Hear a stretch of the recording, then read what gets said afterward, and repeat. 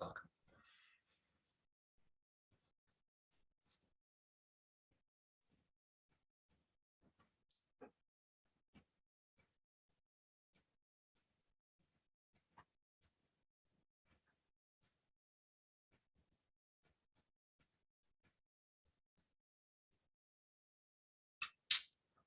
So what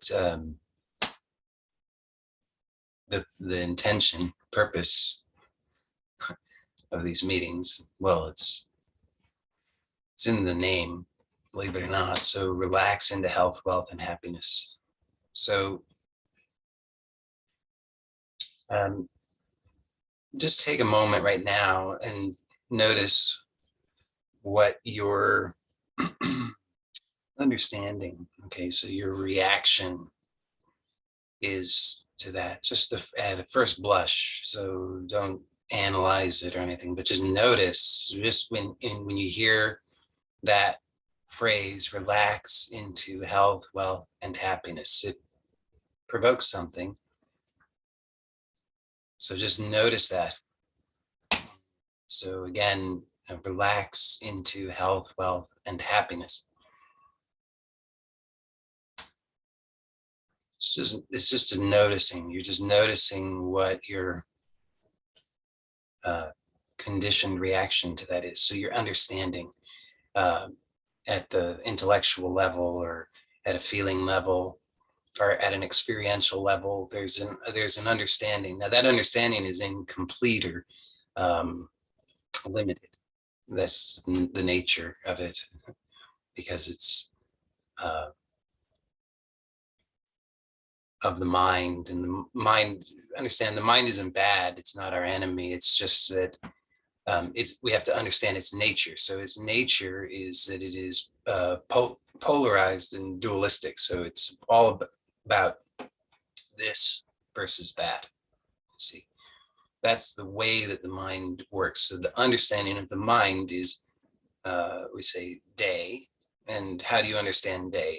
You understand day only in contrast with night. There's no way to understand day in the mind other than in contrast with its polar opposite. That's how it is defined. That is what it is, as a thing, as a definition, as an understanding, as a concept. You just simply imagine for a moment that there is no night and then there is no day, because there's nothing for it to be in contrast with. So it's like you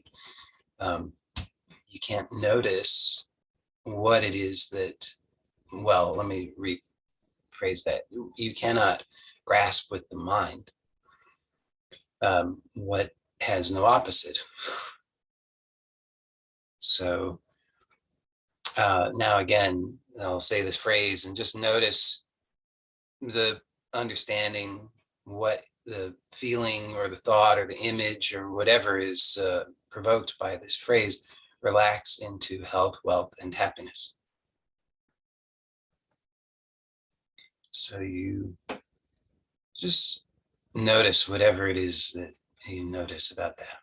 So it might be, you might have you might have a sense of excitement, or you might have a sense of boredom, or you might have a sense of confusion, or a sense of anticipation, or any number of things, frustration, discouragement. Anything is possible, and some combination of these things.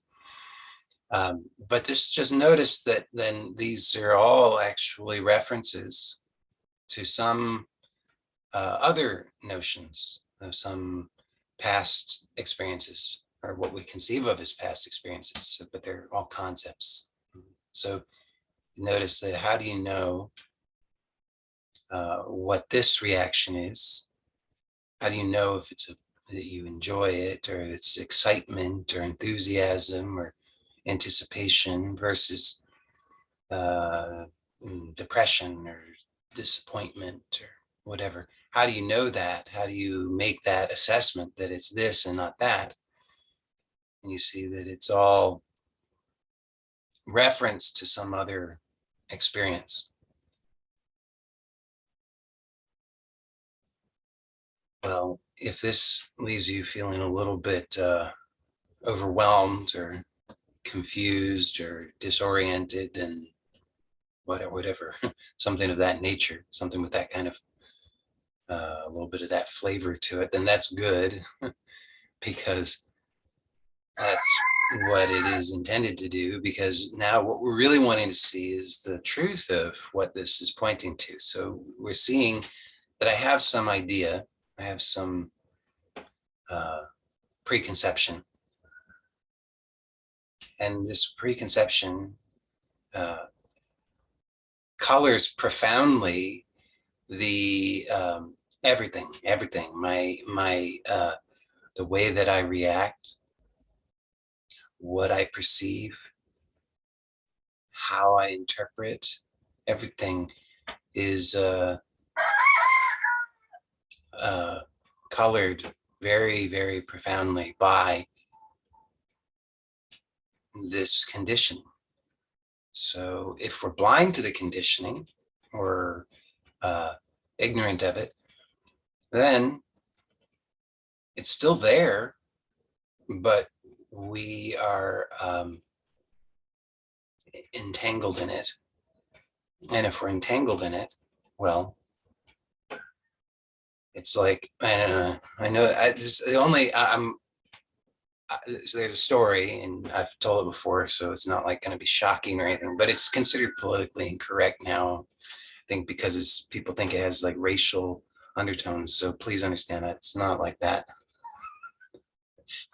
But there's a classic tale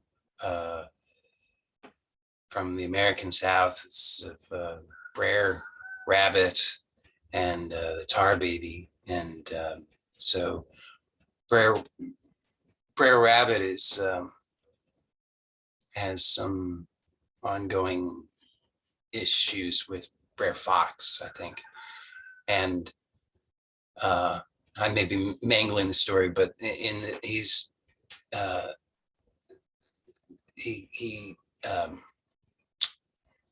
wants to trick Brer Fox, so he puts this.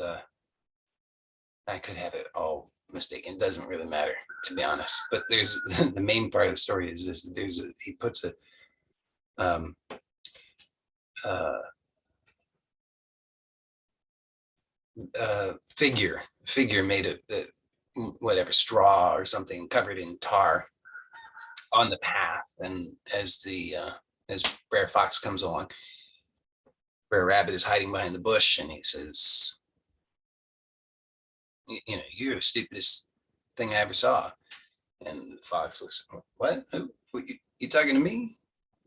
And of course, he thinks that it's the Tar Baby who's speaking to him because he doesn't see anybody else. And so this continues, and then agitates the fox, and the fox takes a swing at the Tar Baby, but of course his paw gets stuck. Continues until he's all tangled up with the Tar Baby. As I'm saying this, I think this story originates.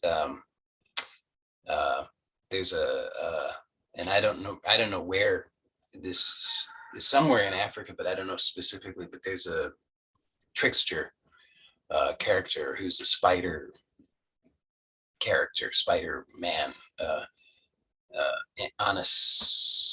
Anasazi, I think is his name. There's a very similar story with Anasazi, if I'm getting the name right. So if you prefer that version, you can use that version, whatever. But here, the idea is that we're just entangled. We're like, we don't see it. We don't realize that this thing that we're all tangled up in is not really where we should be putting our attention. You see, it's really just reacting to our reactions. See, so we're just all unconsciously. It's completely unconscious, but we're enmeshed in this drama, and we get more and more tangled up, more and more stuck.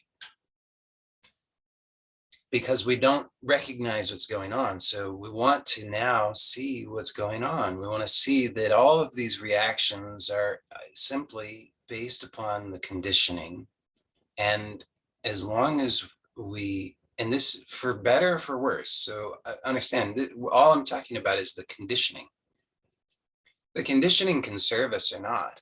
That's the thing about it. It's not like conditioning is bad. Sometimes we can make that mistake and start thinking, oh, all conditioning is bad, but it's not bad. It's the conditioning is what allows us to multitask. That's why we can function in this world to the degree that we can. Because if we had to be completely conscious of every action, that would talk about overwhelming. If you had to be conscious of digesting your food, holy cow, or beating your heart, or if you had to be conscious of every breath and every detail of every breath, this would be, in a sense, it would be a nightmare.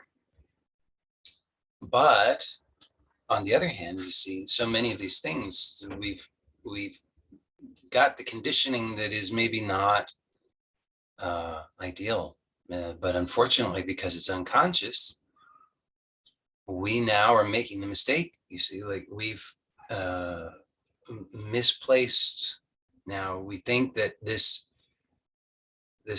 thing out there, the tar baby, is the cause of our problems. It's subjectified and it's out there, and now we're entangled with this, but it's only our own ignorance.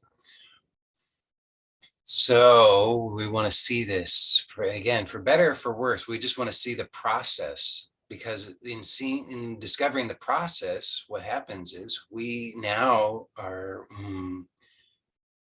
able to begin to consciously produce change. Before we are aware of the process, that maybe happens by chance, or maybe it happens because we have a technique that it works hit or miss, because the technique kind of points us in the right direction, but we don't really know what we're doing. So here what we're really wanting is to have awareness of the process, so that we can be more empowered. And so we want to again see just how it is that this unconscious learned conditioning can serve us, but it can also be an obstacle, because you see, we stop at a superficial level, and that's useful so long as the conditioning is serving us, but not so much if the conditioning is not. So how do we know if the conditioning is not serving us? Well, if you feel stuck, it's a good sign. Frustrated, that's a good sign. So just now again, notice, okay, this phrase, relax into health, wealth, and happiness. Now that's our intention. That's what we're exploring here, that we're actually exploring that's a real possibility, and that's a superior possibility to the whatever it is that we are presently engaged in. So now we find that difficult to believe, because we're like this fox who's all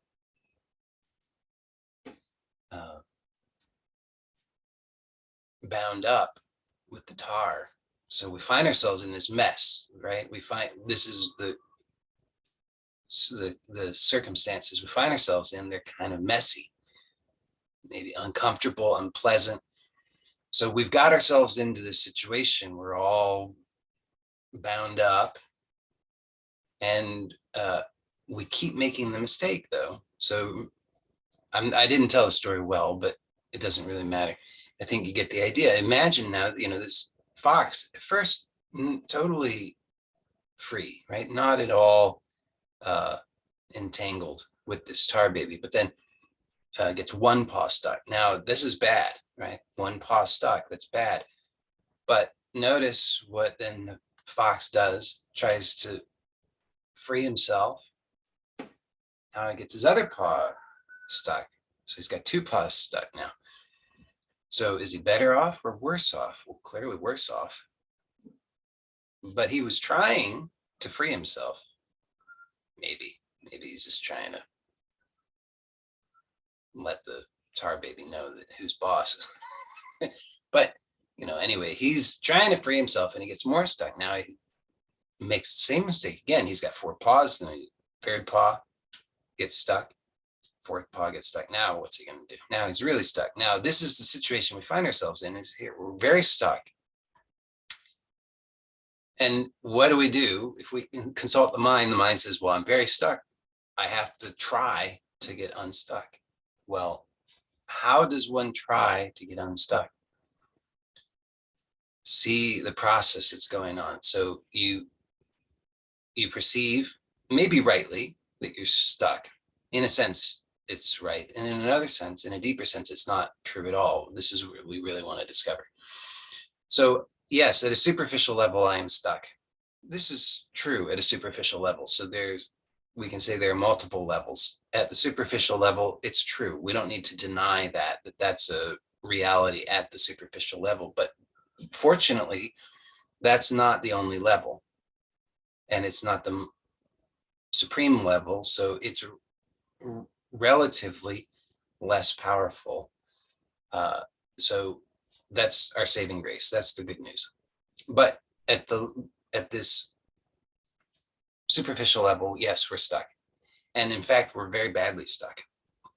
So we consult the mind, as we've done over and over and over. And now the mind is just this repository of what I call dead knowledge. So it's just all of the stuff that I've encouraged you to see when I say just notice what your reaction is, or what your understanding is of this phrase, relax into health, wealth, and happiness, because this is it. This is all that we're doing.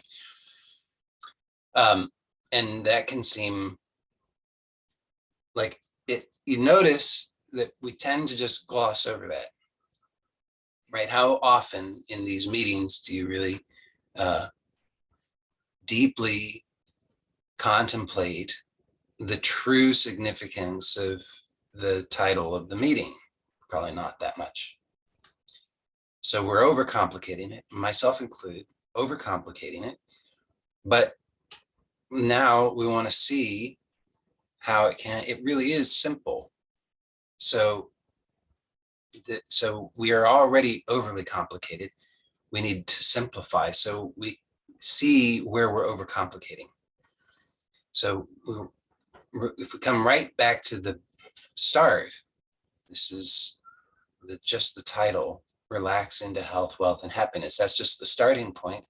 Well, we don't need to go further than that. Let's just let that be our guide. So you notice that you stop short of, we can say, the attainment. I guess that's a bad word, but whatever. We stop short of the attainment, or stop short of the full realization. Because why? You see, why do you stop short? Notice it in your own experience. So here is the totality of what's available. It's completely available right now. The offer is extended. Here is the invitation, and all you need to do is receive it, which is relax into health, wealth, and happiness. And then notice what it is that happens where you say, well, how do you stop short? You say, so now ask this question to yourself: Have I attained this? Have I realized it? Has it been realized? And just be, just give give the answer that is most readily available to you.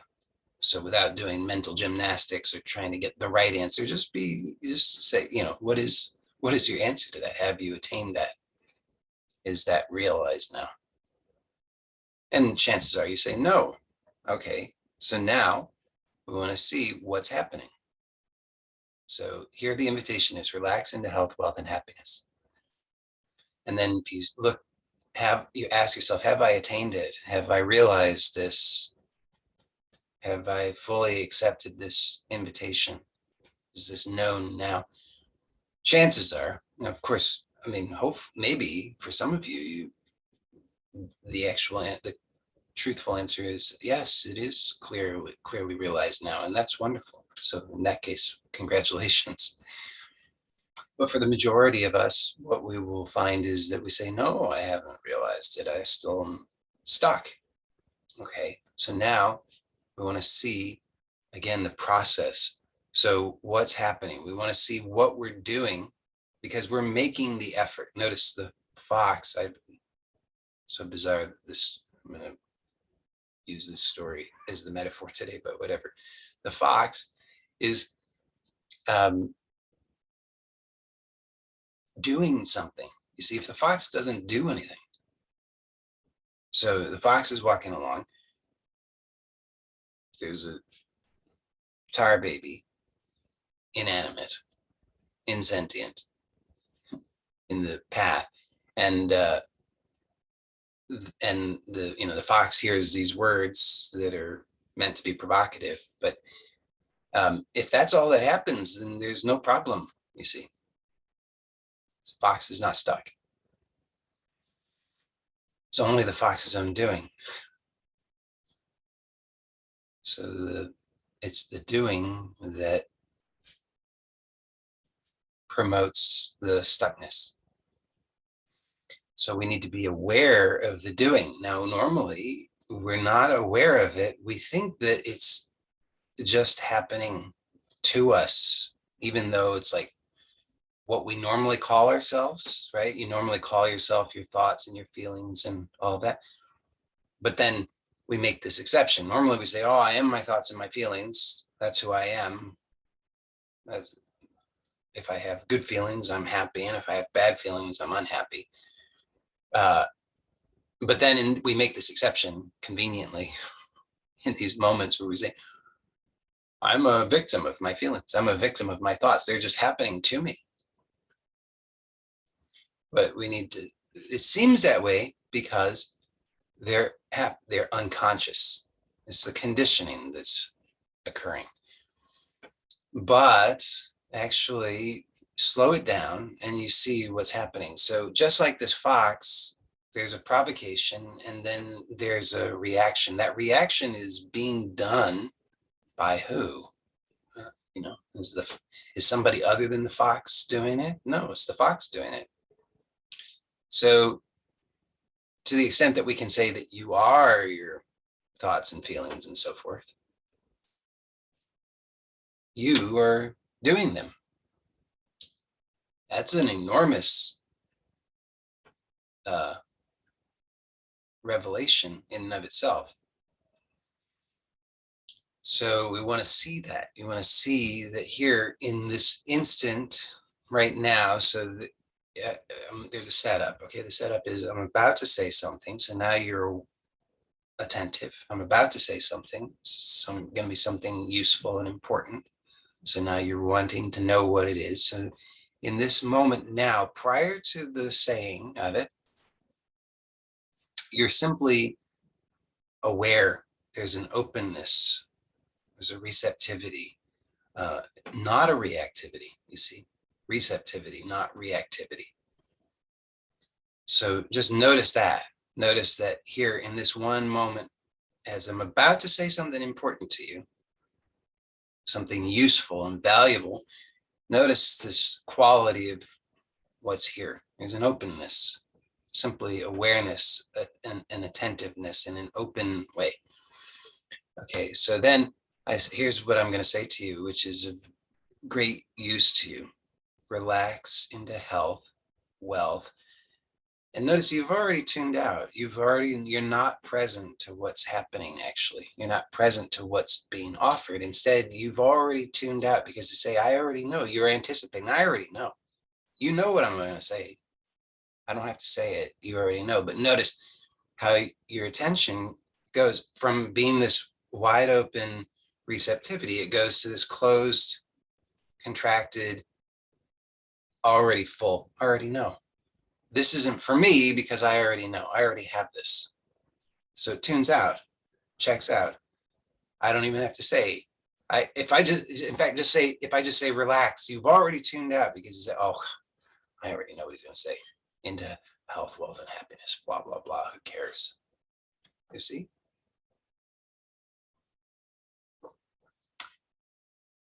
But how can we receive uh,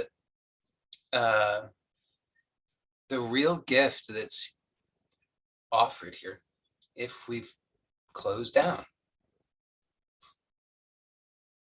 It's like one of those sales webinars, they say, stay until the end because I have a very important announcement. But, it's like you kind of do have to stay to the very end, because if you don't stay to the very end, if you check out once the relax has been said, then you don't receive the gift that's here. I have a very special gift for you, but you have to stay to the end. And it's not the end. It's a short thing. You just have to, how long does that take? 3 seconds, 5 seconds? Relax into health, wealth, and happiness. Now receive that, you see.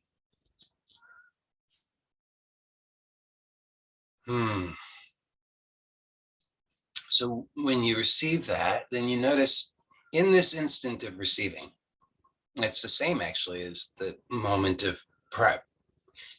In the moment of receiving, it's the same as the moment when I'm saying I have something very, very important to tell you, something very, very powerful, very useful for you. This is going to help you tremendously. This is an enormous insight that's going to change your life for the better.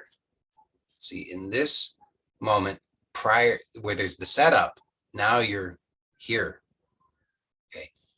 This moment and the moment of the receiving, if you stay to the end, you see. So see if you can stay to the end and then notice the moment of the receiving and the moment prior to, after the setup, prior to the saying. See if you can notice it's the same. Okay. So again, this is something I actually this is totally sincere. This is an enormous thing that will completely change your life for the better. You just have to be willing to actually stay to the end, meaning really be present, see what's happening, but don't do anything. Okay. And then just keep observing, just see. Okay, so here it is now. Relax into, get it, stay present. Health, wealth, and see if you can stay present. It's hard, I know. Happiness. Now notice the seduction at each step, because we are programmed that these symbols, these words, notice what they trigger. They trigger a reaction. They trigger all of this dead knowledge that we accept as a substitute for the living reality. So we tend to check out. If you're very observant, you don't even have to be that observant, just a little bit observant, you can see what I'm pointing to. Now, the mind is going to usually propose, oh, well, I guess I got to try harder. It says, oh, give me another chance, do it again so that I can really stay present this time, and it's going to try really hard. But you see, that doesn't work. You can't try really hard. Try trying really hard now. Okay, see, just try it so that you can have the experience. Okay, so this time, try really hard. Try really, really, really hard to be present. Okay, relax into health, wealth, and happiness. You see, you can't try really hard. I mean, you can try really hard, but it doesn't yield good results. Because all the trying is this efforting. It's a contracted state. So it's really just reinforcing the existing conditioning. As I often point out, every time we put energy into the system, that energy is going to follow the same pathways that it always follows because they're established. Now, if you want a new pathway, that's a possibility. I want to be clear about it. It's a possibility. That's what the invitation here is offering, is a new pathway. But if we want a new pathway, we can't do what we've always done, because what we always do is energize the system, and it's going to go through this. It's going to go through the well-established groove. That's how it has to function. That's how nature operates. So what is needed is something outside of that. You see, hopefully that's clear. Every time you put energy into the system already has some shape. It's conditioning. It's not bad. It's just what is. So this, we already have this conditioning. We know the conditioning very intimately. You may not be able to describe it consciously, but you know it intimately because it's what you're experiencing all the time.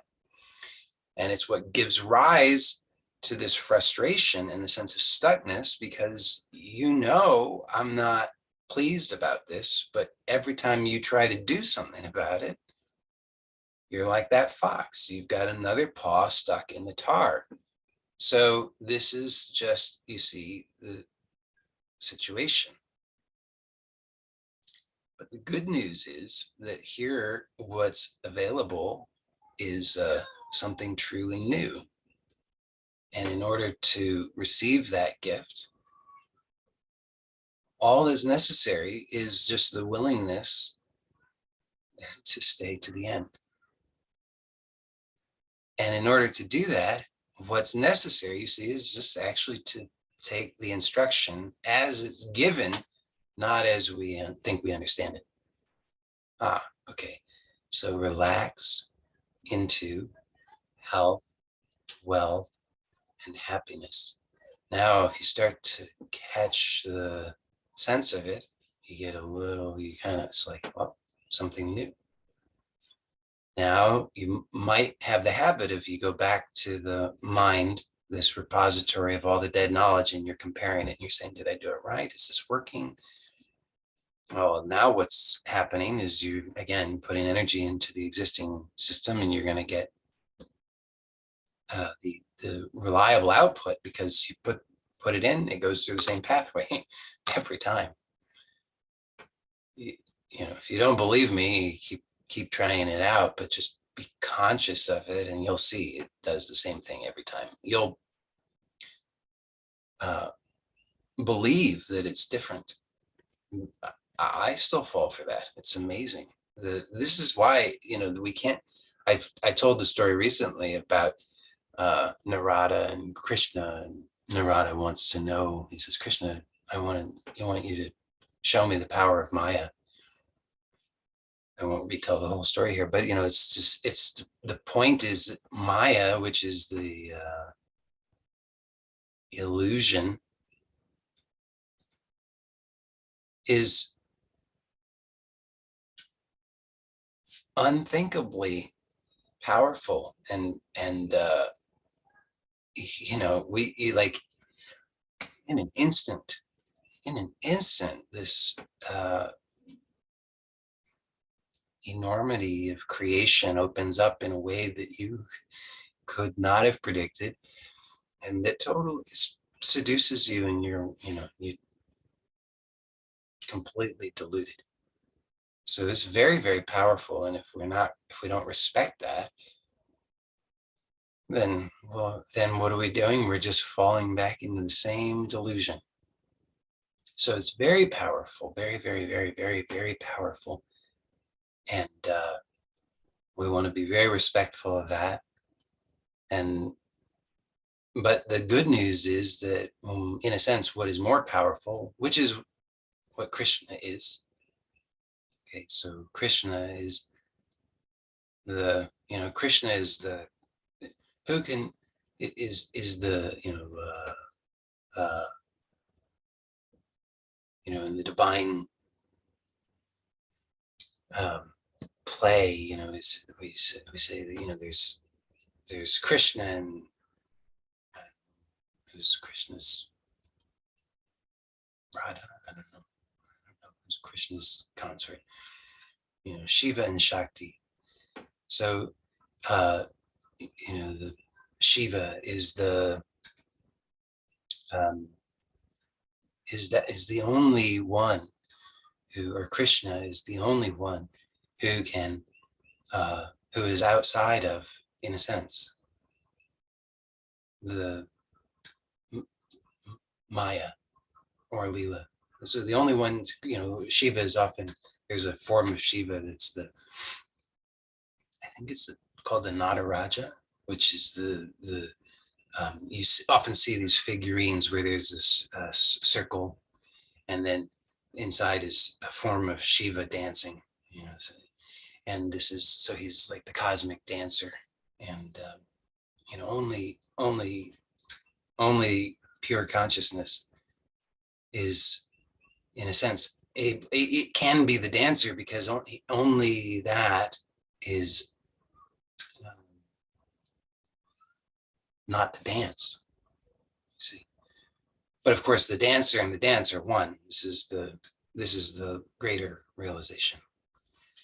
But most of the time, we perceive ourselves to be these objects. So we're back in this situation where we're like the fox, and every provocation elicits a reaction, and we just keep getting more stuck. Everything that we do trying to solve our problem just gets us more stuck. So all we need to do is see what's really going on. So you want to just, again, notice, here's the invitation: relax into health, wealth, and happiness.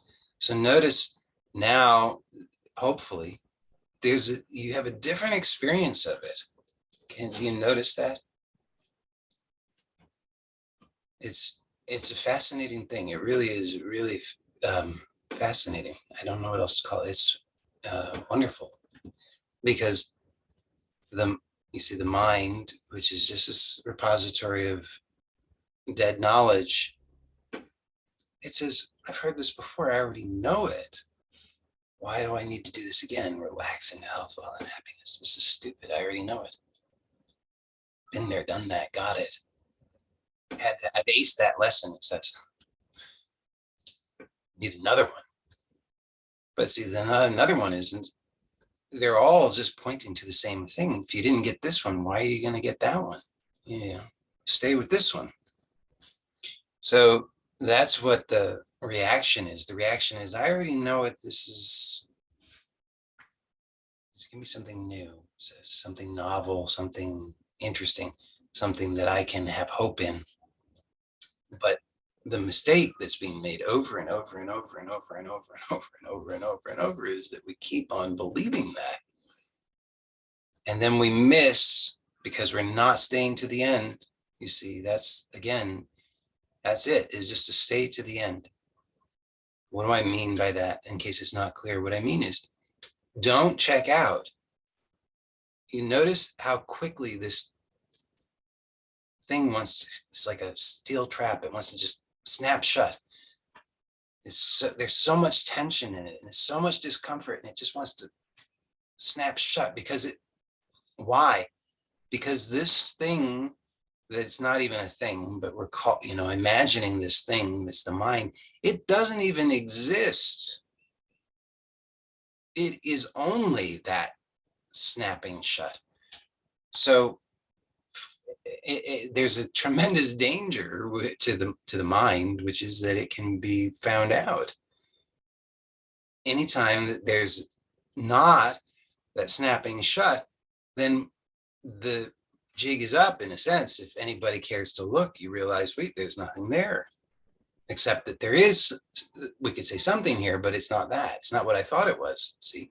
But that's why there's this enormous tension to snap shut, because otherwise it will be found out. So to stay to the end means we simply just remain present, not grasping, not collapsing it into something that you can know or agree with or disagree with or compare to anything else, but rather to stay with the aliveness. This is so totally different from our usual way. So you can notice right now where your attention is. Your attention, you hear the words that are being said, and then you're comparing these words to your understanding. You see, so do I agree? Do I disagree? Do I understand it? Do I not understand? Just see that there's this actually a tremendous amount of effort that's always going on. We don't notice it as such because it's so constant. But when you start to notice it, you realize, wow, no wonder I feel exhausted. So much effort going on all the time. So you see all of this comparison that's going on, referencing to other things that we think we already know. Do I like it? Do I not like it? Do I agree? Do I not agree? All of that effort is going on, but what that does is it just keeps us stuck. It's just doing more of the same. So the invitation here, which hopefully you're having an experience of, is that you don't have to do that. What if, this is a crazy notion, but it's true. What if the understanding in the mind, the agreement, disagreement, and cross-referencing and all of that is useless, and the actual value is simply here, that the actual value is received in its fullness and realized in the absence of the snapping shut, in the absence of the effort. Well, now how can you test that out? Well, hopefully you are testing it out, you see. So that you can just start to notice that there's this receptivity is here, this what relax into health, wealth, and happiness is pointing to. The reality of that is directly realized here and now, that it is actually already the case, that you don't have to do something more to attain it, that the attainment is simply in the following of the instruction to relax into health, wealth, and happiness. You see, to relax into health, wealth, and happiness. There's nothing in that phrase that says you need to do something more. You need to have something more. That's not being said. What's pointed to by it is it's all uh, the the reality of what is the truly fulfilling, the true essence of health, wealth, and happiness is already here. And it is not something that you can grasp, but it is something that you can receive. And that receiving happens effortlessly. It's not something you can't do the receiving. In fact, the more you do, the less you're receiving. It's not entirely true, but experientially, that is true. Experientially, that's the case. In a deeper sense, it's not true, because in the deeper sense, there's no, like this is already so. But at an experiential level, the more we snap that steel trap shut, cross-reference, the more effort, the more tension in the system, the more resistance there is in the system. So then of course, all that energy just goes in the usual way. That's how it has to go. So we just stay stuck. But now you can start to notice there's a new experience that's starting to emerge, so that you don't have to listen to the words in the usual way. Instead of, see, normally the word provokes the reaction. So then all of this effort is going, the cross-referencing to past knowledge. Do I understand it? Do I like it? And all that, that's going on. And your attention goes with that. You're drifting off with that. But notice what's happening now. If you allow it, you start to notice that the words are happening. The words are just energy. They're provoking that, as they reliably do. But instead of your attention drifting off, you just stay present. So instead of trying to grasp all of it, instead of that desperation and that urgency and that discomfort of all of that, the strain, there's just this remaining with this wide openness. And then whatever presents itself, presents itself. But see, now it's an unraveling.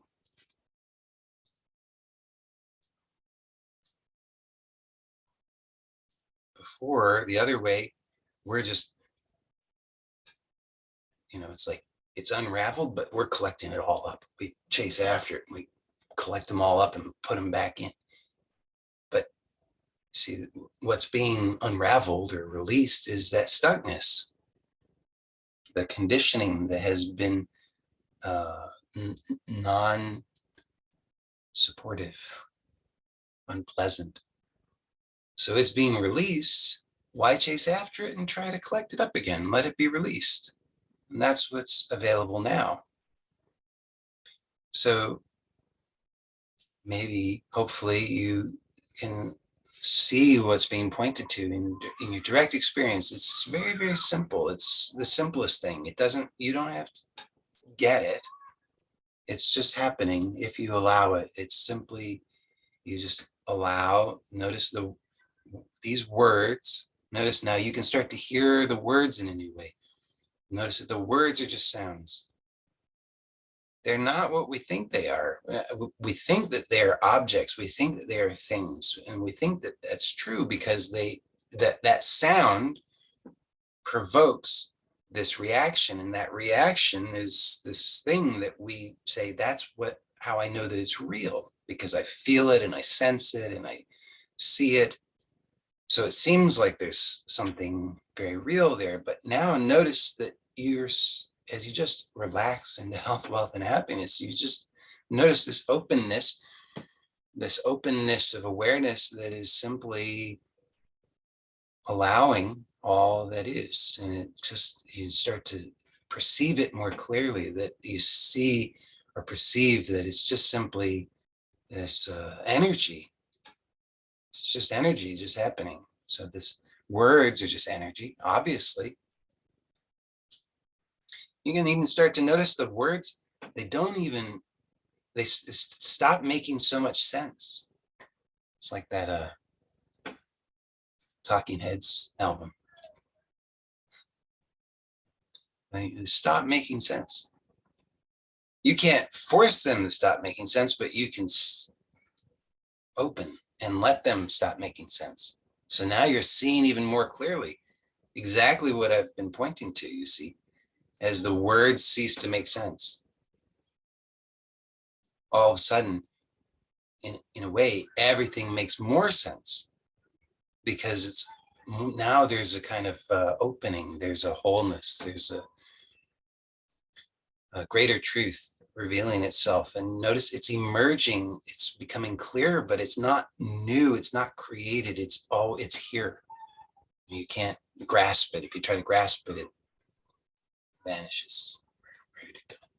But instead, you just relax into health, wealth, and happiness. And you start to notice now, as the words make less sense, the underlying reality that those words are pointing to becomes clear. If you're not grasping it, wait, what is health? What is wealth? What is happiness? How do I understand that? Is it happening? Do I agree? Do I not agree? If instead you just notice what that energy is just pointing to directly right here, you notice it's pointing to this wide openness. It's pointing to this complete okayness that's already here. You just can start to experience it directly. So we've had the cart before the horse, so to speak, most of our lives, but here what's happening is it's being put in the right order. So we thought, oh, I have to, these words, they mean something. I understand the meaning. I agree. I don't agree. Now I have a plan. I'm going to do this. Then I'll get that. Then I'm going to be okay. Now what's emerging is, oh, all I wanted was okayness. All I wanted was peace. This peace is here now. This peace is primary. The peace is the context. The peace is the space in which all of this is appearing and disappearing. Notice between each appearance of a word or a sound, it's just this wide openness, this space, this peace. And as each sound again disappears, it disappears into this same peace. So it's like we were seeing before, but seeing it in a different angle. That, I pointed out that when I say I have something very, very important that I want to share with you, then for a moment, it's like you're aware, just aware. This peace becomes clear. And then I say, stay to the end. If you stay to the end, and you really do, if you really stay to the end, if you continue to just allow, receive to the end of relax into health, wealth, and happiness, then you notice the beginning and the end are the same. The middle is the same. It's all the same. It's the same openness, the same peace. Same thing is being said here in a different way, pointed to in a different way, which is just you see that each of these sounds emerges from this peace, return to the peace. And what are they other than the same peace? And you start to see when you recognize that the words aren't making sense, then you're seeing the same, what I'm pointing to, which is that in the middle also is peace. Beginning is peace, middle is peace, end is peace. So then where is the not peace? Where is the stuckness? And you see, in order to generate that, we have to do something. It's a familiar something, but we weren't conscious of it until now. You can see in contrast what you have to do. The effort you have to make to kind of shut it down, to close it down, to try and collapse it into something so that you can once again say, aha, I knew it, I'm stuck. Could it really be that simple? Could it really, really, really be that simple? Well, yes. And but that it doesn't do you any good, doesn't do me any good, doesn't do anybody any good just to say, oh yeah, it really is that simple. It has to be lived, it has to be accepted. So it's that simple, and it has to be accepted, it has to be received. So that's where the rubber meets the road. That's the that's that's where it comes alive. That's where it's in theory we know the answer. You know the theory. To really know it through and through is to live it, and to live it has to be a living expression. It has to be dynamic, not just static. So this is where a lot of the time people will say, well, non-duality is ultimate. Non-duality is great for people who are just looking to be superior. They want to by association. Like you notice that about yourself. Maybe you're one of those people who like you want the best thing. You want to associate with the best thing. You don't want something that's not the best. You want to have the best of everything. You want to have the best knowledge and the best experience and the best of everything. Well, so non-duality is great for people like that, because then by association you say, well, I found the very best. I mean, everything else is stupid in comparison. Ha ha ha. How could those imbeciles believe in a God that's up in the sky shaped like a man? Ha ha ha. I'm so superior by association because I've associated with the supreme philosophy. But what good does it do? So um, so we don't, so forget about all that. What we want to see is that actually that is the more of the clinging of the mind is hiding out in some false notion of the superior philosophy. And then, when we glimpse this, we see exactly the power of Maya. If you don't worship Maya, you are fooling yourself. She's powerful. So we want to have respect, and then we see, I was doing it again, yet again, falling into the same trap. So seduced by the notion that I've got some superior philosophy, I have the answer. And then we see that it's false. This notion of non-duality is something that's superior that you're going to hide out in, and that's going to give you something. It's the same trap.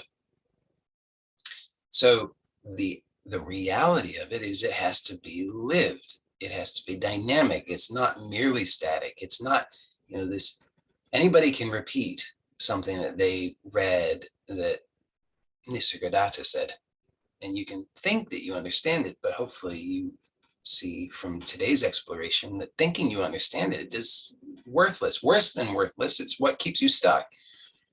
So to be humble and to recognize, oh my, oh my, it's everything that I thought I was going to avoid by being superior. That too. Then this is much better, you see. So it has to be lived, and the living is murky. The living is where we're not, now we're dancing. So notice we're not we're not saying, even though we read that Nisargadatta said, well, I am para Brahman, and there's nothing else, and nothing ever was. We think we understand that, but then we're just making the same mistake. We're saying, oh, only consciousness is, and consciousness is not a thing, thereby anything is false. Well, this is true, but it's a half truth, because also this is still happening, you see. Nisargadatta was sure to get his cigarettes. Like that was still happening. If if nothing is happening, then he wouldn't get the cigarettes, but he did get the cigarettes. Ramana Maharshi still, he read the newspaper, you see. So our ideas are just distortions. The reality is that it is a dynamic living reality, and that's what this is. That's what we are. So far from it being that your life is a problem, your life is perfection. Far from your conditioning being the obstacle, your conditioning is the present gateless gate. See, if we say, it's called a gate, in Zen, they talk about a gateless gate. Why is it a gateless gate? Why not just say there is no gate? Because there is a gate, but but it's not, it is and it isn't. If we just say it isn't, we're deluding ourselves. So we want to recognize at every step where we fall prey to the seduction of the mind, where the mind says, I know this, I've got the answer. And then we're stuck.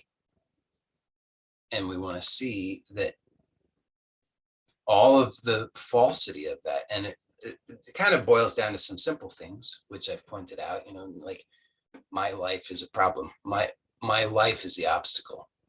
My conditioning is problematic. I just need to overcome my conditioning.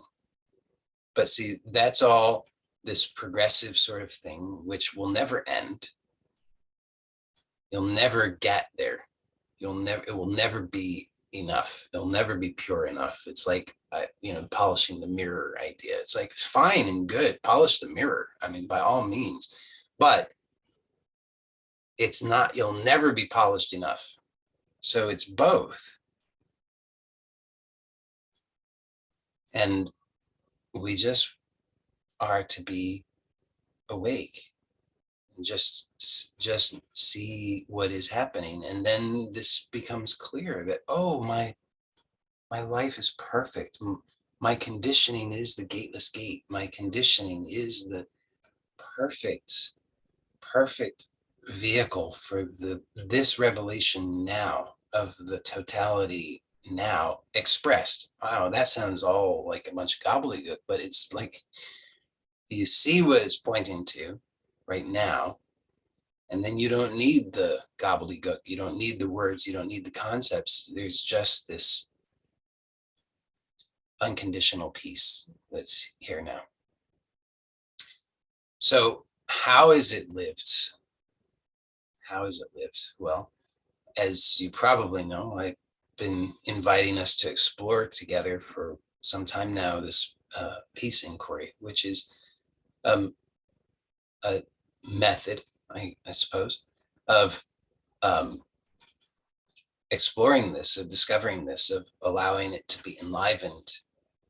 So step one is what we've been looking at here, which is to realize presently that unconditional peace is the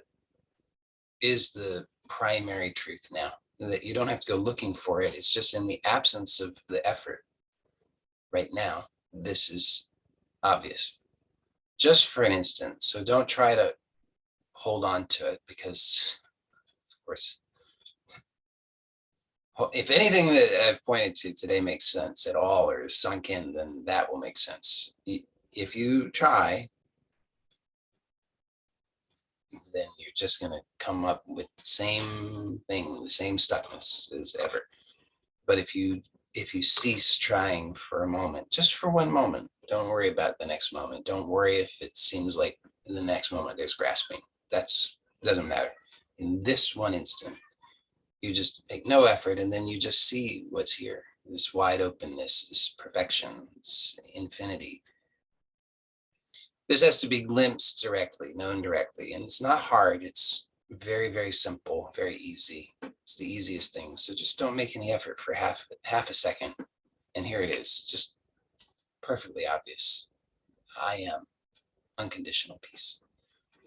So that's step one. Step two is useless without step one. So if step one is not clear, then you just stay with step one until it's clear. Once you glimpse step one, just for an instant, then step two is to imagine that this unconditional peace is expressing in your life as your emotions, your thoughts, your body, your relationships. So it's a bit of a trick because you can't really imagine it, but the process of imagining it is necessary. So it's a trick, but you just do it anyway. You imagine, and then what's going to happen is now your conditioning opens up. And now all you do is just remain open, just be witness to it. That's it. You just see it. You don't have to see anything particular. You don't have to focus in a very narrow, uncomfortable way. You don't have to have any particular experience. All you do, if you just follow the instructions, then it works. So one more time, we just notice the unconditional peace that's here in this moment, in this one moment prior to the next arising of whatever the next phenomenon is.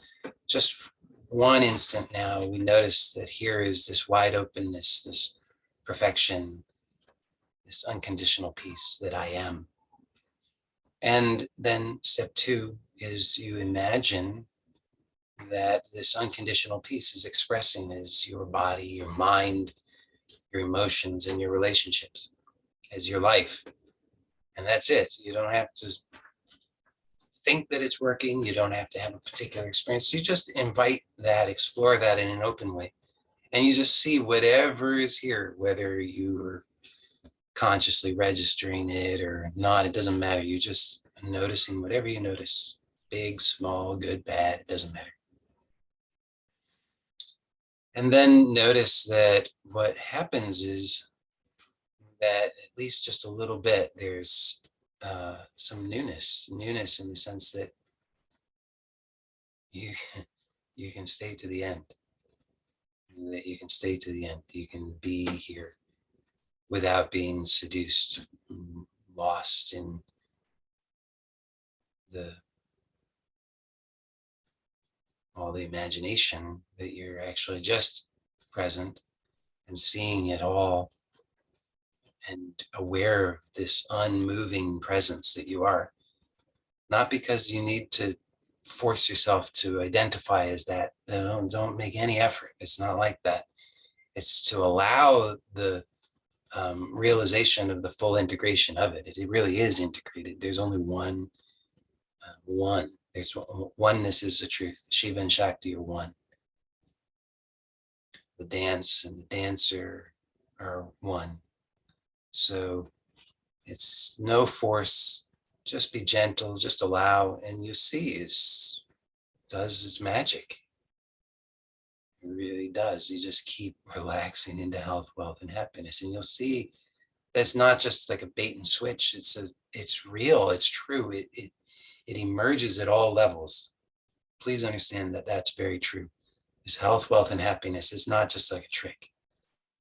It's true. You discover the reality of it, the pre-existing eternal reality of what that's pointing to. Now you've got the horse before the cart. Before we had the cart before the horse. Now we first recognize this supreme eternal truth that we've been longing for. And then what emerges is an expression in alignment with that, not because we're forcing it, because we can't, but because that is naturally what occurs. So that's it for the formal portion today. Thank you as always for joining me. And for those who are here live, we'll stay on for the Q&A if you'd like. So let me just end this recording.